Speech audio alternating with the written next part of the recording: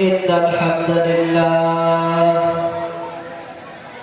الحمد لله نحمده ونستعينه ونستغفره ونؤمن به ونتوكل عليه ونعوذ بالله من شرور أنفسنا ومن سيئات أعمالنا من يهده الله فلا مضل له ومن يضلله فلا هادي له ونشهد أن لا إله إلا الله وحده لا شريك له ونشهد أن سيدنا وحبيبنا ومولانا محمدا عبده ورسوله فقد قال الله تعالى في كلامه المجيد والفرقانه الحميد ما كان محمد أبا أحد من رجالكم ولكن رسول الله وخاتم النبيين وكان الله بكل شيء عليم أعوذ بالله من الشيطان الرجيم بسم الله الرحمن الرحيم يا أيها الذين آمنوا لا تأكلوا الربا أضعافا مضاعفة واتقوا الله لعلكم تفلحون واتقوا النار التي أعدت للكافرين أطيعوا الله والرسول لعلكم ترحمون صدقت يا ربنا. عن أبي هريرة رضي الله تعالى عنه قال قال النبي صلى الله عليه وسلم ستفترق أمتي 73 كلهم في النار إلا واحدا قالوا من هي يا رسول الله صلى الله عليه وسلم ما أنا عليه وصحابه أو كما قال عليه الصلاة والتسليم تركت فيكم أمرين لن تضلوا ما تمسكتم به كتاب الله وسنة رسوله وقال تعالى في شان حبيبي إن الله وملائكته يصلون على النبي يا أيها الذين آمنوا صلوا عليه تسليما اللهم صل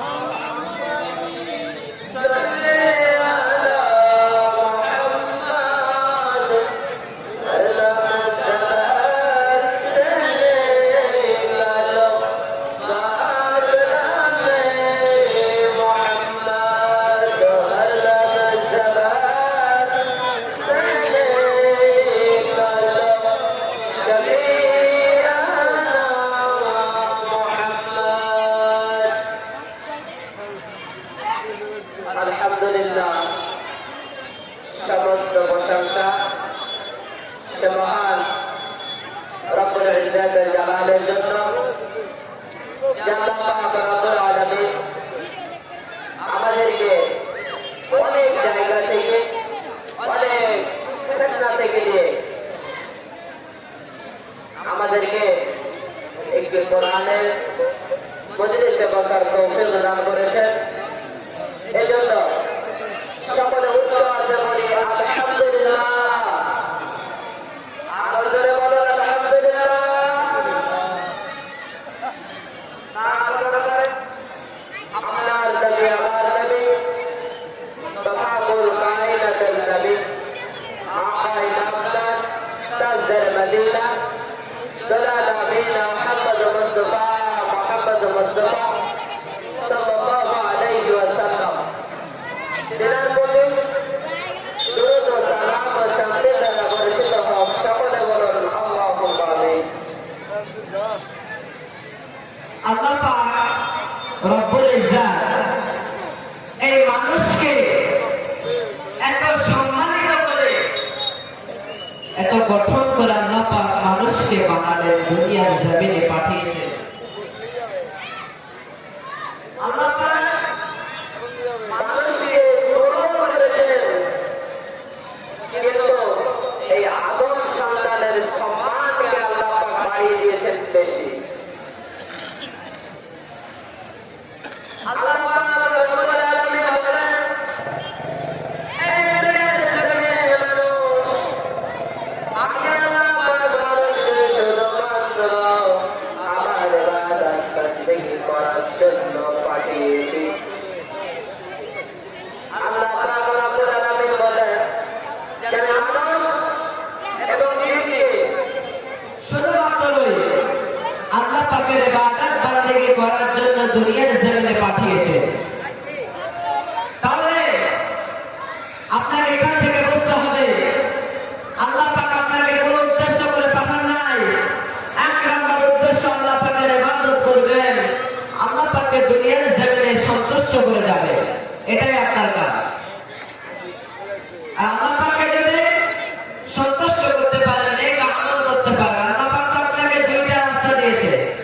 ইন্নাল আবরার লাফি নাঈম ওয়া ইন্নাল ফুজ্জার লাফি জাহিম।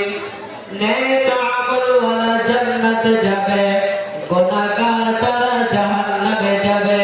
আপনার দিকে দুইটা পথ দেওয়া হলো, ফারিকুম বিল জান্নাতি ওয়া ফারিকুম ফিস সাঈর। একটা পথ হলো জান্নাতের, আরেকটা পথ হলো জাহান্নামের।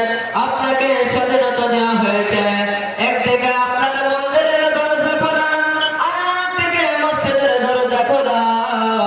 আপনি যদি মন্দিরে ঢুকে যান কেউ আপনাকে নিষেধ করবে না, মসজিদে যদি ঢুকে যান কেউ আপনাকে বাধা দেবে না। আপনার ওয়াজের মাঠে ওয়াজের প্যান্ডেল খোলা, প্যান্ডেলের দরজা খোলা আছে, যাত্রা গানের প্যান্ডেলও খোলা আছে। আপনি যদি আপনার স্বাধীনতা পেয়ে যাত্রার প্যান্ডেলে ঢুকে যান কেউ আপনাকে নিষিদ্ধ করবে না। ওয়াজের মাঠেও যদি আপনি ঢুকে যান কেউ আপনাকে বাধা দেবে না। স্বাধীনতা পেয়ে আপনি এমন কিছু ভেবে নেবেন না, না আমার ক্ষমতা আছে। আপনাকে আল্লাহ পাক রব্বুল আলামিন এই দুনিয়ার জমিনে শুধুমাত্র আল্লাহ পাকের ইবাদত বন্দেগী করার জন্য পাঠিয়েছেন। আপনি স্বাধীনতা পেয়ে আপনি কখনো ভাববেন না না আমাকে ক্ষমতা দিয়েছেন। আপনাকে যেদিনে হোক কবরে চলে যেতে হবে, কবর কঠিন জায়গা, সামলানোর মতন ক্ষমতা আপনার নাই। কবরে বলা হয়েছে এত ভয়ানক জায়গা, কিয়ামতের দিন আমার আল্লাহ পাক রব্বুল আলামিন কবরটা বলা হয়েছে এত ভয়ঙ্কর জায়গা, ওই জাহান্নামের। ভাই সকল, যারা সিন্নির উদ্দেশ্যে দাঁড়িয়ে আছেন বা দিচ্ছেন, এটা নিয়ম শৃঙ্খলা বজায় রাখুন। যেহেতু এটা আপনাদের জন্যই এই সমারোহ সিন্নি আপনার প্রস্তুত করা হয়েছে, কিন্তু একাধিকবার বারবার দেবেন, ভিড় জমা দেবেন, এটা কিন্তু অত্যন্ত দৃষ্টিকটু, যার জন্য বারবার সিন্নি নিতে যাবেন না। যাদের দেওয়া হয়েছে তারা দয়া করে একটু এখানে চলে আসুন। যাদের সিন্নি খাওয়া হয়ে গেছে, খাওয়া দাওয়া কমপ্লিট হলে এই মহফিল চলে আসুন, নাহলে তো আপনার ঠকবা ধরবে, কারণ তারা ঠকাবে। হ্যাঁ, খেয়ে দিয়ে পানি দিতে হয় না, আপনারা এখানে চলে আসুন। আর ওখানে একাধিক বলবেন না, একবার দেবেন। সিন্নি একদিকে বরকত খাবার একবার দেবেন, দ্বিতীয়বার দেবেন না। আল্লাহুম্মা সাল্লি আলা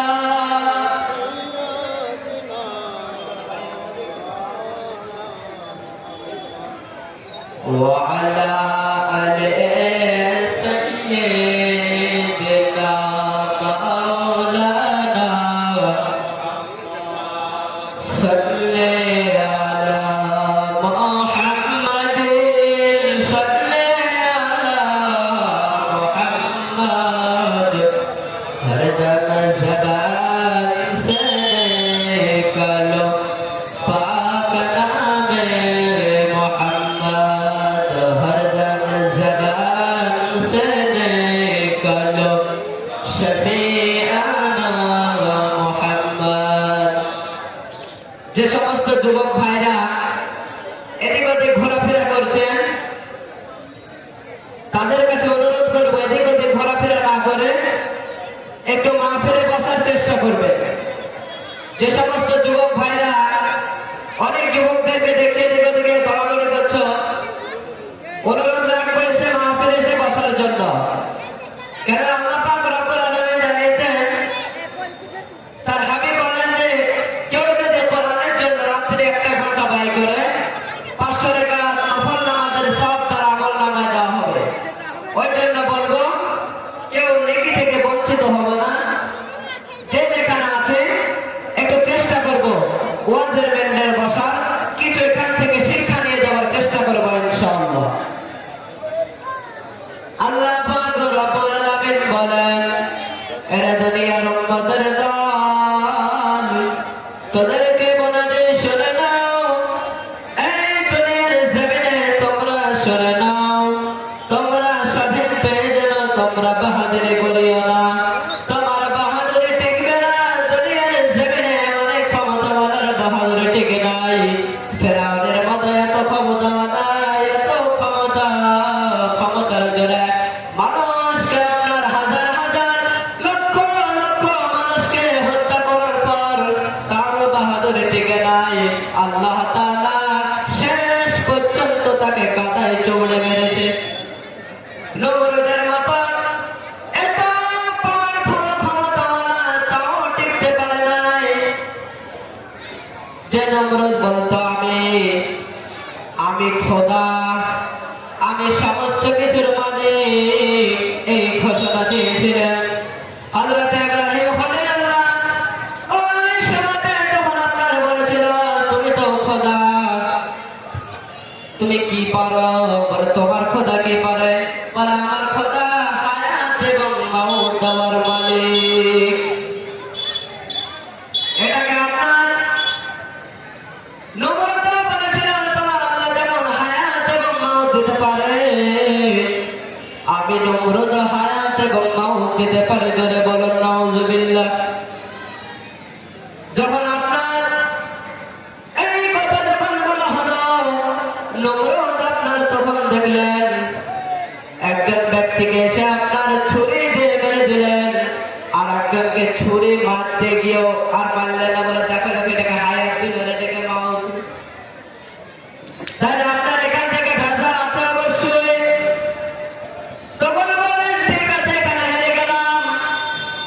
আমার আল্লাহ পাক রব্বুল আলামিন পূর্ব দিকে সূর্য ওঠা, পশ্চিম দিকে ডোবায়, তুমিও এরকম ভাবে কাল থেকে পশ্চিম দিকে সূর্য ওঠাবে আর পূর্ব দিকে ডোবাবে, দেখবো তোমার খোদা কেমন তুমি। যখন আপনার এই কথা বলা হলো, তখন আপনার নমরুদ ভেবে নিল যে না, এর সাথে পারা যাবে না। ওই সময় বলা হলো একে অগ্নিকুণ্ডের মধ্যে ফেলা হবে। কারণ আপনার এত ক্ষমতাওয়ালা টিকতে পারে নাই। যতই ক্ষমতা আছে ভাবছেন, যতই টাকা সম্পদ আছে, কখনো টিকতে পারবে না। আপনি যদি ওইরকম নমরুদের মতন কাজ করেন, ফেরাউনের মতন কাজ করেন, নমরুদকে যেমন জুতা পিটা করে মারা হয়েছে, আপনি যদি ওই অহংকারে ওটা যদি আপনি খায় তো ভাই হন, আপনাকে ওইভাবে জুতা পিটা করে দুনিয়া থেকে আমার আল্লাহ পাক বিদায় দিতে 1 সেকেন্ডও দেরি করবে না। তাহলে চেষ্টা করবেন একটু নেক আমলের দিকে আসার, একটু মহান আল্লাহ পাককে খুশি করার জন্য। আজ হয়তো আপনারা বলবেন যে হুজুর এত কিছু আপনারা দোয়া করেছেন, কিন্তু কি ব্যাপার আমাদের কেন কোন কারণে রহমত বর্ষিত হয় না? রহমতটা বর্ষিত হবে কি করে? ভাইজান বন্ধুরা আমার, তোমাদেরকে বলে দিই শুনে নাও, এই স্বাধীন বাংলাতে আমরা স্বাধীনতা পেয়ে এমন আপনার এমন পর্যায়ে পৌঁছে গিয়েছি, আমাদের মাথায় এত গজব নিয়ে কিভাবে আমাদের প্রতি রহমত বর্ষিত হবে? দেখেন আপনার যেখানে যাবেন সেখানে শুধু গজব, গজব ছাড়া কিচ্ছু আমাদের মাঠে নাই। আজ দেখবেন মুসলমান দাবি করে, এদিকে মসজিদে আপনার আজান চলে, ওদিকে আপনার মুসলমানের ছেলে মদ খেয়ে রাস্তায় আপনার টেক বাজায়। এখান থেকে কি শিক্ষা পেলেন? যতই আপনি নামধারী মুসলমান হন না কেন, নামধারী মুসলমান হলে পৃথিবীর জমিনে আপনার কোনো কাজে লাগবে না। আপনি যদি মুসলমানের মতন মুসলমান হতে পারেন তবে আপনার কাজে লাগবে। ওই জমার আমার আল্লাহ পাক রব্বুল আলামিন বলেন, ওয়ালা তামুতুন্না ইল্লা ওয়া আনতুম মুসলিমুন। মুসলমান না হয়ে কবরে আসো না, মুসলমান না হয়ে কবরে আসো না। আল্লাহ পাক রব্বুল আলামিন এখানে নিজে ঘোষণা দিলেন, মুসলমান না হয়ে কবরে আসো না। একজন ব্যক্তি বলে যে মুসলমান হবো না, মরবো না। কি চালাক হচ্ছে, মুসলমান হবো না মরবো, হচ্ছে এটা আল্লাহকে কম চালাক। আল্লাহ পাক রব্বুল আলামিন আমার ব্যাখ্যা এটাই বলেছেন, মুসলমান না হয়ে মরবানার ব্যাখ্যা হলো, মুসলমান তুমি তো কখন মারা যাবা এই টাইমটা তো তোমার বাবার হাতেও ছিল না, তোমার হাতেও নাই। এই টাইম তো কারোর হাতে নাই।